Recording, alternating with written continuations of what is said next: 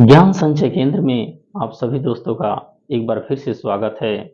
दोस्तों, हम लोगों ने पिछले वीडियो में संविधान से जुड़े कुछ तथ्यों को देखा था कि किस प्रकार से संविधान का निर्माण किया गया, कब संविधान को अंगीकार किया गया और कब अपनाया गया, इसको बनने में कितना समय लगा था और साथ ही साथ अनुसूची के बारे में भी हम लोगों ने देखा था कि इसमें कितने अनुसूची हैं। तो आज आइए हम संविधान से जुड़े आर्टिकल के बारे में पढ़ लेते हैं कि क्या-क्या आर्टिकल महत्वपूर्ण है, कौन आर्टिकल से बार-बार क्वेश्चन आने की संभावना होती है। दोस्तों, आज आप किसी भी एग्जाम का प्रिपरेशन कर रहे हो, कोई भी गवर्नमेंट सेक्टर का एग्जाम दे, वहाँ पर अनुच्छेद से एक ना एक क्वेश्चन आता ही आता है। तो दोस्तों, आइए हम लोग अनुच्छेद से जुड़े क्वेश्चन को देखते हैं कि किस अनुच्छेद में किस चीज़ों का वर्णन किया गया है। और दोस्तों, हमने यहाँ पर क्या है कि आपको अनुच्छेद पहले लिख करके नहीं दिया है। लिख करके नहीं देने का कारण ये है कि क्या होता है कि अगर बोर्ड पे लिखा रहता है या कहीं भी कोई चीज़ें आपको लिखी हुई नज़र आती है, तो आप एक नज़र देखते हैं और फिर उस पे उतना ज़्यादा ध्यान नहीं देते हैं। तो हम क्या करेंगे कि आज एक-एक अनुच्छेद जो महत्वपूर्ण है उसको लिख-लिख करके आपको समझाने की कोशिश करेंगे। और एक बार आप इस वीडियो को देख लेते हैं तो मेरा पूर्ण विश्वास है कि फिर आपको अनुच्छेद से कोई भी क्वेश्चन डाउट नहीं रहेगा। क्योंकि दोस्तों, डायरेक्ट क्वेश्चन आंसर करने से होता क्या है कि एग्जामिनेशन हॉल में एक अलग ही प्रेशर रहता है और उस प्रेशर में अगर ज़रा भी आपको डाउट हुआ, 50-50 का चांस आया, तो वहाँ पर क्या होता है कि मैक्सिमम चांस यही होता है कि आप गलत क्वेश्चन को आंसर को ही टिक करके आइएगा। तो दोस्तों, आइए हम डिटेल में एक-एक अनुच्छेद को पढ़ते हैं। तो चलिए स्टार्ट करते हैं अपने इस अनुच्छेद के आज के वीडियो को। तो हम सबसे पहले जो है प्रथम अनुच्छेद को देखेंगे। तो दोस्तों, आपको बता दें कि अनुच्छेद 1 से लेकर के 4 तक जो अनुच्छेद है, उस अनुच्छेद में संघ और राज्य के बारे में वर्णन है। यानी किस प्रकार से जो संघ का गठन हुआ है, किस प्रकार से एक राज्य का गठन हुआ है या किस प्रकार से नए राज्य का गठन होगा, इसका जो वर्णन है 1 से 4 तक के अनुच्छेद में दिया गया है।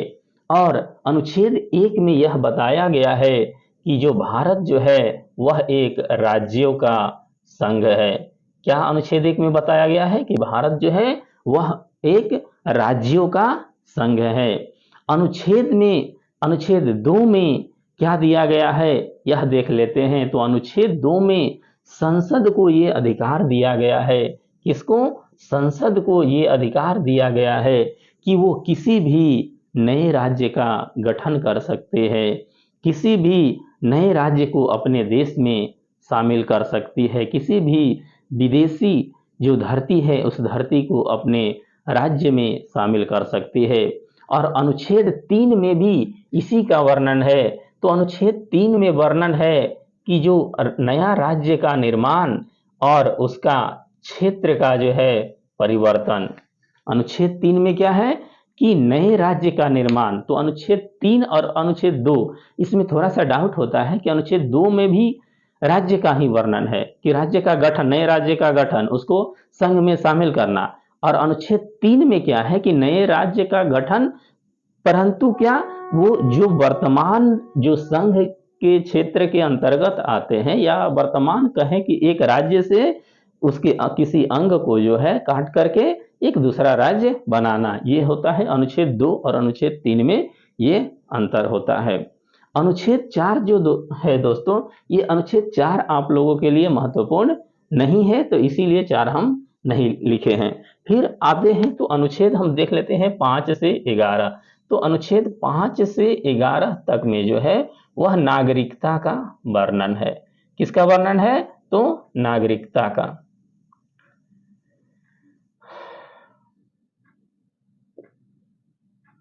5 से 11 में किसका वर्णन है?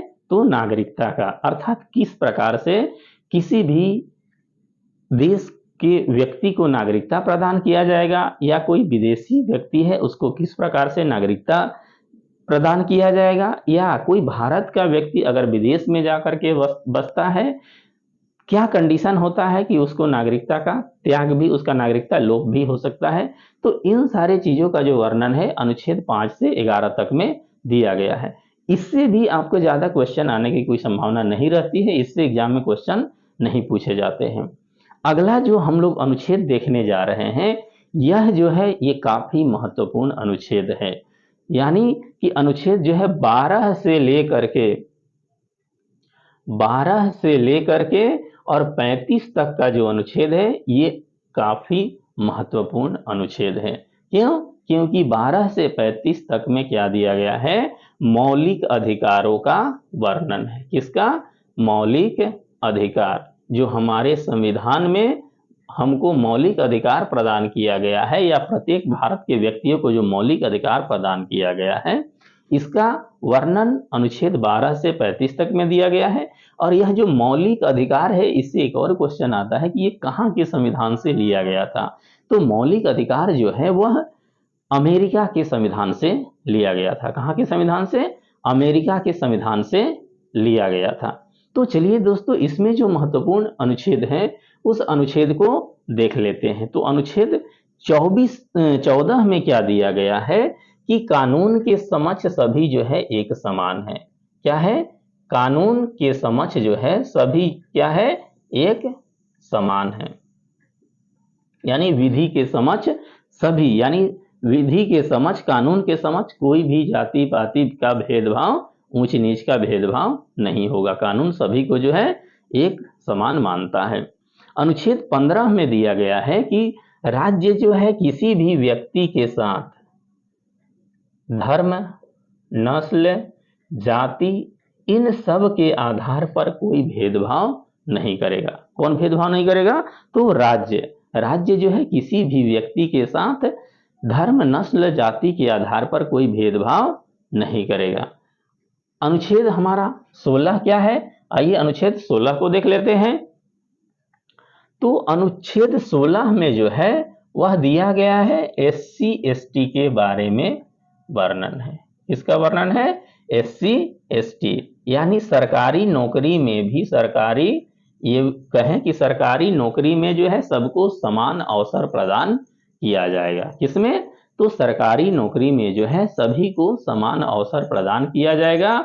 और इसी में जो है SC ST का भी जिक्र किया गया है कि SC ST को जो है बढ़ावा दिया जाएगा, यानी जो आरक्षण जो है उन लोगों को दिया जाता है वो अनुच्छेद 16 के अंतर्गत जी है लिखा है।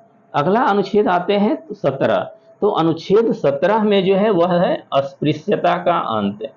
किसका है? तो अस्पृश्यता का अंत है अनुच्छेद 17। यह जो है काफी महत्वपूर्ण अनुच्छेद है। अनुच्छेद 17 जो है वो काफी महत्वपूर्ण है, क्योंकि इससे जो है ज्यादा क्वेश्चन आते हैं। अब ये अस्पृश्यता क्या होता है?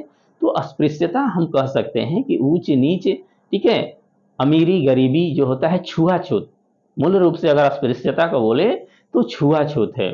पहले क्या होता था कि नीच वर्ग के जो नीचे कास्ट के जो लोग थे उनको अपर कास्ट वाले जो है अपने यहाँ बैठने नहीं देते थे, उनके कोई भी वस्तु को छूने नहीं देते थे। तो पहले छुआछूत का जो प्रथा था, तो उस चीज का जो अंत है वो अनुच्छेद 17 के अंतर्गत किया गया है। फिर अनुच्छेद 18 में क्या है? तो अनुच्छेद 18 में जो है वो आपका उपहार जो कहते हैं, उपहार का अंत किया। मतलब कोई भी व्यक्ति जो है किसी भी सरकारी कर्मचारी को ना उपहार दे सकता है, या यूं कहें कि कोई भी सरकारी कर्मचारी जो है किसी से उपहार या उपाधि नहीं ले सकता है। उपहार कहें या उपाधि कहें, इसका जो है अंत किया गया है, उपाधि का अंत किया गया है। और इसी के साथ अनुच्छेद 18 में जो है जो भारत सरकार अवार्ड देती है, भारत रत्न, पद्म भूषण, पद्म विभूषण, ये सारे जो अवार्ड दिया जाता है वह अनुच्छेद 18 के अंतर्गत ही दिया जाता है। तो ये अनुच्छेद 17 और अनुच्छेद 18 ये दोनों ही अनुच्छेद जो है अति महत्वपूर्ण है। अब आते हैं अनुच्छेद 19। तो अनुच्छेद 19 में जो है स्वतंत्रता का अधिकार दिया गया है। क्या चीज का अधिकार दिया गया है? तो स्वतंत्रता का जो है अधिकार दिया गया है। तो इसमें जो मूल संविधान था उसमें 6 प्रकार का जो है स्वतंत्रता का अधिकार था। कितना? 6 प्रकार का, 6 स्वतंत्रता का अधिकार था। परंतु एक जो स्वतंत्रता का अधिकार, जो संपत्ति रखने का जो हम लोग का अधिकार था, मौलिक अधिकार था, संपत्ति का जो अधिकार था, उस अधिकार को जो है हटा दिया गया। किसको हटा दिया गया? तो संपत्ति का जो अधिकार था उस अधिकार को जो है 1978 में, कब? 1978 में जो है उसको हटा करके वो ले जा करके कहाँ रख दिया गया? तो 300 कौ में इसको कानूनी अधिकार बना दिया गया। कौन सा दे दिया गया? मौलिक अधिकार से हटा करके इसको कानूनी आधार जो है, कानूनी अधिकार दिया गया। कहाँ रखा गया? 300 कौ में। अब आइए चलते हैं अनुच्छेद 20। अच्छा दोस्तों, आगे बढ़ने से पहले एक बार हम लोग क्या करेंगे कि इसको रिकैप कर लेंगे, ठीक है? फिर से देख लेते हैं। तो अनुच्छेद 1 क्या कहता है कि भारत जो है वो एक राज्यों का संघ है। अनुच्छेद 2 क्या कहता है कि संसद के पास ये अधिकार है कि कोई भी नए राज्य को अपने संघ में मिला सकता है। अनुच्छेद 3 क्या कहता है कि अनुच्छेद 3 कहता है कि किसी भी राज्य से जो है एक अलग राज्य का निर्माण किया जा सकता है या वर्तमान राज्य का जो है सीमा में परिवर्तन किया जा सकता है। अनुच्छेद 5 में क्या वर्णन है? तो नागरिकता का वर्णन है। 5 से 11 में नागरिकता का वर्णन है। अनुच्छेद फिर 14 में क्या दिया है गया है कि कानून के समक्ष सभी व्यक्ति जो है एक समान है। अनुच्छेद 15 कहता है कि जो राज्य है वह धर्म, नस्ल, जाति के आधार पर किसी व्यक्ति के साथ कोई भेदभाव नहीं करेगा। अनुच्छेद 16 कहता है कि सरकारी नौकरी में जो है सभी को समान अवसर दिया जाएगा और साथ ही साथ SC ST को जो है बढ़ावा भी दिया जाएगा, उनको आरक्षण भी दिया जाएगा। अनुच्छेद 17 जो है वह अस्पृश्यता का अंत यानी छुआछूत का अंत करता है। अनुच्छेद 18 जो है वह उपाधियों का अंत करता है और अनुच्छेद 18 के अंतर्गत ही जो भी भारत सरकार उपहार देती है, सम्मान देती है, वो अनुच्छेद 18 के अंतर्गत ही दिया जाता है। अनुच्छेद 19 में क्या है? स्वतंत्रता का अधिकार है। इसमें 6 प्रकार के स्वतंत्रता का जिक्र किया गया है। कितने प्रकार के स्वतंत्रता? 6 प्रकार का मूल संविधान में। परंतु 1978 में क्या किया गया? एक संपत्ति का जो अधिकार था उस अधिकार को हटा करके उसको कानूनी अधिकार दिया गया। और कहाँ उसको रखा? तो अनुच्छेद 20 कहता है कि अपराध के लिए दोष सिद्धि, अपराध के लिए दोष सिद्धि संरक्षण।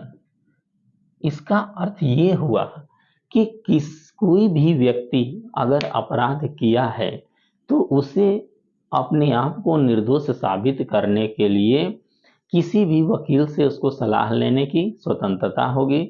साथ में ही साथ उसको कोई भी अदालत में उससे जबरदस्ती नहीं कर उसके खिलाफ सबूत दिलवाया जाएगा। ये अनुच्छेद 20 कहता है। अनुच्छेद 21 कहता है कि प्राण एवं दैहिक स्वतंत्रता। क्या है? प्राण एवं दैहिक स्वतंत्रता। इसका अर्थ ये हुआ कि किसी भी व्यक्ति को कानून के अलावे और किसी भी तरीके से उसकी स्वतंत्रता को नहीं छीना जाएगा, स्वतंत्रता का हनन नहीं किया जाएगा। और इसी के अंतर्गत दोस्तों सरकार को ये अधिकार दिया जाता है, या सरकार को यूं कहें तो ये कहा जाता है, उसको एक दायित्व दिया जाता है कि वह अपनी जनता को जो है कि स्वास्थ्य की देखरेख करे, जनता की स्वास्थ्य का देखरेख करे। और इसी के अंतर्गत 2002 में, कब? 2002 में 78वें संविधान संशोधन के अंतर्गत मिड डे मील का प्रावधान किया गया। मिड डे मील यानी 6 से 14 साल के जो बच्चे हैं उनको स्कूल में जो है मुफ्त में भोजन कराने का जो व्यवस्था है यह किया गया। तो ये दोस्तों अनुच्छेद काफी महत्वपूर्ण है। कौन सा अनुच्छेद? तो अनुच्छेद 21, जिसमें है क्या? प्राण एवं दैहिक स्वतंत्रता, जिसको कि 2002 में जो है 78वें संविधान संशोधन के अंतर्गत 6 से 14 साल के बच्चों को जो है मुफ्त में स्कूल में भोजन की व्यवस्था सरकार द्वारा कराया गया। अब आइए हम अनुच्छेद 22 को देखते हैं। तो अनुच्छेद 22 यह कहता है कि गिरफ्तारी निरोध क्या है? अनुच्छेद 22 कहता है कि गिरफ्तारी निरोध यानी किसी भी व्यक्ति को यदि गिरफ्तार किया गया है तो 24 घंटे के अंदर अंदर उसको न्यायालय में पेश करना है, उसको कोर्ट में पेश करना है। अगला जो है हम देखते हैं तो अनुच्छेद हमारा है 23। कौन सा अनुच्छेद? तो अनुच्छेद 23 में जो है दोस्तों यह वर्णन किया गया है कि बालात श्रम जो होगा वह नहीं कराया जाएगा। कौन सा? बालात श्रम मतलब किसी भी व्यक्ति से बलपूर्वक जो है उससे काम नहीं लिया जाएगा। अनुच्छेद 24 कहता है कि किसी भी बच्चे यानी 14 वर्ष से कम के बच्चों को जो है भारी जो काम होता है, जो हार्ड वर्क होता है, ठीक है, हार्ड वर्क इंडस्ट्री होता है, उसमें जो है काम नहीं कराया जाएगा। कितने? तो 14 साल से कम उम्र के बच्चों को जो है हार्ड कामों में जो है वो कराने से मना है। ये कौन सा अनुच्छेद के अंतर्गत? तो अनुच्छेद 24 के अंतर्गत। अब आइए हम अनुच्छेद 25 से 28 को देखते हैं। तो अनुच्छेद 25 से 28 जो है वह धार्मिक स्वतंत्रता का अधिकार है। किसका है? धार्मिक स्वतंत्रता। अर्थात भारत में जो भी व्यक्ति है वह रहने वाला व्यक्ति है, वह किसी भी धर्म को अपना सकता है, किसी भी धर्म का पालन कर सकता है, उस धर्म का बढ़ावा कर सकता है, उसका संगठन बना सकता है। तो अनुच्छेद 25 यही कहता है कि भारत में रह रहे कोई भी व्यक्ति को जो है धर्म अपनाने की स्वतंत्रता है। क्या चीज की स्वतंत्रता है? तो धर्म, किसी भी धर्म को अपनाने की स्वतंत्रता है और उस धर्म अपनाने के लिए किसी को भी बाध्य नहीं किया जा सकता। क्या नहीं किया जा सकता? तो उस व्यक्ति को बाध्य नहीं किया जा सकता है। अनुच्छेद 26 कहता है कि जो धर्म अपनाया है उस धर्म का व्यक्ति प्रबंधन भी कर सकता है। क्या कर सकता है? प्रबंधन करने का अर्थ ये है कि उस धर्म के लिए संगठन बना सकता है, उसका वो विस्तार कर सकता है, या यूं कहें कि उसका जो है विस्तारीकरण यूनिटी करके कोई संगठन कर सकता है, कोई सभा और समिति उस धर्म से जुड़े मुद्दे को, धर्म से को बढ़ावा देने के लिए कर सकता है। तो दोस्तों फिर से एक बार इसको देख लेते हैं। तो 20 क्या कहता है कि अपराध के लिए दोष सिद्धि संरक्षण, मतलब किसी को भी जो है इसमें क्या है 20 में अपराध के लिए दोष सिद्धि में ये भी है कि आदमी जब अपराध किया है उस वक्त जो सजा का प्रावधान है वही सजा दिया जाएगा। 21 कहता है प्राण एवं दैहिक स्वतंत्रता, मतलब किसी भी व्यक्ति को कानून के अलावे और कोई भी जो है उसके स्वतंत्रता का हनन नहीं कर सकता है। और 21 के अंतर्गत क्या किया गया था? मिड डे मील का व्यवस्था किया गया था। 22 कहता है गिरफ्तारी निरोध, अगर कोई व्यक्ति को गिरफ्तार किया गया है तो 24 घंटे के अंदर उसको न्यायालय में पेश करना होगा। 23 में कहता है कि बलात् श्रम का मना है, किसी भी छोटे बच्चे से, 14 वर्ष से कम के बच्चे से जबरदस्ती श्रम नहीं कराया जाएगा, या बलात् श्रम तो किसी से भी बलात् श्रम नहीं कराया जाएगा 14 साल से नहीं। ये 23 जो है ये कहता है कि 14 वर्ष से कम उम्र के बच्चे को जो है जो भारी काम है उसमें नहीं रखा जाएगा। और अनुच्छेद 25 से 28 में क्या है? धार्मिक स्वतंत्रता है, जो अनुच्छेद 25 कहता है कि व्यक्ति को जो है कोई भी धर्म अपनाने का छूट है, उसको बाध्य नहीं किया जा सकता है। और साथ ही साथ 26 कहता है कि जो धर्म अपनाया है उस धर्म का जो है वह प्रबंधन भी कर सकता है, विस्तार भी कर सकता है। अनुच्छेद 27 धर्म से ही जुड़ा हुआ है कि वो जो प्रबंधन करेगा तो उसमें कोई सरकार जो है कोई भी टैक्स नहीं लेगी। अगर धार्मिक कार्य के लिए कोई ये करता है, धन इकट्ठा करता है, तो उसमें सरकार जो है टैक्स नहीं लेती है, यानी वो टैक्स फ्री होता है। 28 कहता है कि उस धर्म के विस्तार के लिए, ठीक है, धर्म विस्तार के लिए वो कुछ भी कर सकता है, वो प्रबंधन कर सकता है, धर्म को बढ़ावा दे सकता है। इसके लिए जो है सरकार उसके ऊपर कोई ये नहीं कर सकती है, कोई पाबंदी नहीं लगा सकती है। अब आइए अनुच्छेद हम लोग देखते हैं 29 को कि अनुच्छेद 29 में किस चीजों का वर्णन है। तो अनुच्छेद 29 कहता है कि अल्पसंख्यक वर्ग के हितों की रक्षा करेगा। ये भी देखिए काफी इंपॉर्टेंट है दोस्तों, अल्पसंख्यक वर्ग के हितों की रक्षा। तो अल्पसंख्यक वर्ग क्या है? तो अल्पसंख्यक वर्ग मतलब ऐसे धर्म के लोग जिनका भारत में जो है जनसंख्या कम है। तो अल्पसंख्यक कैटेगरी में भारत में जो है 6 धर्मों को रखा गया है। कितने धर्मों को? 6 धर्मों को जो है अल्पसंख्यक कैटेगरी में रखा गया है। कौन कौन है? तो मुस्लिम, सिख, ईसाई, पारसी, बौद्ध, जैन, ये जो है इनको जो है अल्पसंख्यक का दर्जा दिया गया है और इनका जो है देखभाल करने का जिम्मेदारी सरकार को है। सरकार जो है इनके बढ़ावा देती है। अनुच्छेद अब आपका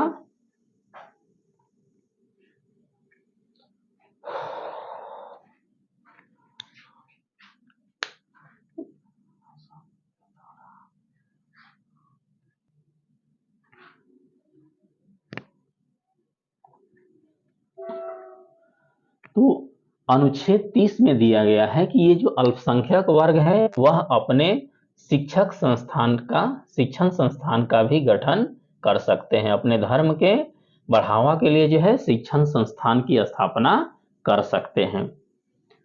अनुच्छेद 32 जो है दोस्तों, अनुच्छेद 32 जो है अति महत्वपूर्ण क्वेश्चन है। अगर अनुसूची से कोई ज्यादा महत्वपूर्ण क्वेश्चन है तो ये अनुच्छेद 32 ही है। क्योंकि अनुच्छेद 32 में क्या दिया गया है? तो अनुच्छेद 32 में है संवैधानिक संशोधन का अधिकार। संवैधानिक संशोधन का अधिकार दिया गया है, यानी इसमें संविधान में अगर कोई कुछ त्रुटि है तो संविधान जो संसद है वह इसमें संशोधन कर सकते हैं। और दोस्तों अनुच्छेद 32 को जो है डॉक्टर भीमराव अंबेडकर ने संविधान की आत्मा कहा है। तो संविधान की आत्मा किस अनुच्छेद को कहा जाता है? तो अनुच्छेद 32 को संविधान की आत्मा कहा गया है। अब दोस्तों एक ही बार आएंगे 32 के बाद सीधा 39 नंबर जो है अनुच्छेद, वो आपके लिए महत्वपूर्ण है। और अनुच्छेद 39 में दिया गया है कि समान कार्य के लिए समान वेतन। समान कार्य के लिए क्या है? सरकार जो है समान वेतन देगी। ऐसा नहीं कि किसी धर्म के व्यक्ति को कुछ और वेतन देगी एक ही कार्य के लिए और किसी दूसरे व्यक्ति को अलग देगी। ऐसा जो है सरकार के नजरों में, सरकार के द्वारा ऐसा नहीं किया जाएगा। अनुच्छेद 40 जो है यह कहता है कि ग्राम पंचायत का गठन किया जाएगा। क्या किया जाएगा? ग्राम पंचायत का गठन। गांव के विकास के लिए ग्राम पंचायत का गठन किया जाएगा। अनुच्छेद 40 के बाद हम लोग देखते हैं अनुच्छेद 42 को। तो अनुच्छेद 42 में जो है यह वर्णन किया गया है कि प्रसूति कहने का अर्थ यह है कि जो गर्भवती महिला है उनके स्वास्थ्य का देख रेख के लिए जो है सुव्यवस्था स्थापित किया जाएगा, यानी उनके पोषण के लिए सरकार जो है उनको आर्थिक मदद देगी। तो अनुच्छेद 42 में क्या है? प्रसूति का संरक्षण, यानी उसको बढ़ावा देना। अनुच्छेद 44 में देखते हैं। तो अनुच्छेद 44 जो दोस्तों अभी इस गवर्नमेंट में, अगर बीजेपी के गवर्नमेंट में कहे तो अनुच्छेद 44 काफी ट्रेंडिंग में है। अनुच्छेद 44 कहता है समान विधि संहिता। विधि संहिता अर्थात सभी व्यक्तियों के लिए एक समान कानून। तो अनुच्छेद 44 क्या है? समान विधि संहिता। उसके बाद देखते हैं अनुच्छेद 46। तो अनुच्छेद 46 जो है इसमें सरकार को यह अधिकार दिया गया है कि वह SC ST के जो समाज के जो लोग हैं उनके सामाजिक और आर्थिक विकास पर ध्यान दे, या उनका आर्थिक विकास सरकार करे। किसका? तो SC ST तबके के, SC ST वर्ग के जो लोग हैं उनकी सामाजिक, आर्थिक और सांस्कृतिक विकास किया जाए अनुच्छेद 46 के अंतर्गत। अनुच्छेद 48 में कहता है कि पर्यावरण का जो है वह रक्षा करे। क्या? पर्यावरण का रक्षा किया जाए। किसके अंतर्गत? तो अनुच्छेद 48 के अंतर्गत। फिर आते हैं अनुच्छेद 39। तो अनुच्छेद 39 में वर्णन क्या है? तो राष्ट्रीय स्मारक का वर्णन है। किसका? राष्ट्रीय स्मारक का वर्णन है। राष्ट्रीय स्मारक का कहने का अर्थ यह है जैसे लाल किला हुआ, आगरे का ताजमहल हुआ, तो इन सभी चीजों का संरक्षण करने का जिम्मेदारी जो है वह किसको है? तो सरकार को है। अब आते हैं अनुच्छेद 50। तो अनुच्छेद 50 में जो दोस्तों है वह दिया क्या कहा गया है कि कार्यपालिका और न्यायपालिका जो होगा, कार्यपालिका और न्यायपालिका जो होगा वह दोनों ही क्या होगा? पृथक होगा, पृथक होगा। मतलब कार्यपालिका अपना स्वतंत्र कार्य करेगा और न्यायपालिका भी अपना स्वतंत्र कार्य करेगा। अब आते हैं अनुच्छेद 51 को देखते हैं। तो अनुच्छेद 51 में जो है कहा गया है कि भारत जो है अंतर्राष्ट्रीय शांति और सुरक्षा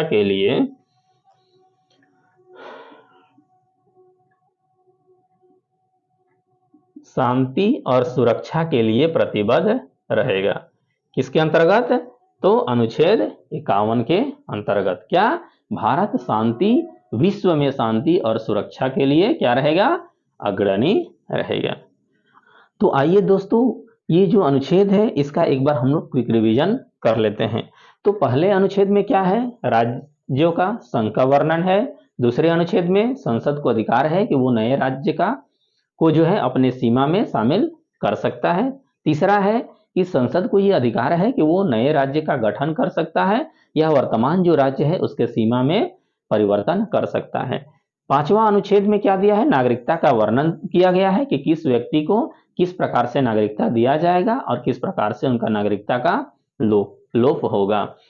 14वां अनुच्छेद कहता है कि कानून के समक्ष सभी क्या है? एक समान है। 15वां अनुच्छेद कहता है कि राज्य जो है धर्म, नस्ल और जाति के आधार पर किसी के साथ भेदभाव नहीं करेगा। 16वां अनुच्छेद है कि सरकारी नौकरी में सबको जो है समान अवसर दिया जाएगा। इसमें SC ST का जो विशेष प्रावधान है, आरक्षण है, इसका भी जिक्र इसी के अंतर्गत किया गया है। 17वां अनुच्छेद में जो है अस्पृश्यता का अंत किया गया, यानी छुआछूत का अंत किया गया है। 18वें अनुच्छेद में क्या किया गया है? तो उपाधि का अंत किया गया है और अनुच्छेद 18 के अंतर्गत ही जो भारत सरकार जो भी पुरस्कार देती है, सम्मान देती है, वो सब अनुच्छेद 18 के अंतर्गत ही होता है।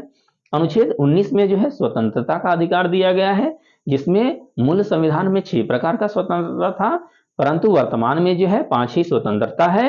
एक जो संपत्ति का जो अधिकार था उसको हटा करके कानूनी अधिकार दे दिया गया उसको। 20वां जो अनुच्छेद है उसमें क्या है कि अपराध के लिए दोष सिद्धि संरक्षण है। अर्थात कोई भी व्यक्ति अगर अपराध किया है तो जिस समय वो अपराध किया है उसी समय जो कानून का प्रावधान था, जो सजा था, उसी के अनुसार उसको सजा दिया जाएगा।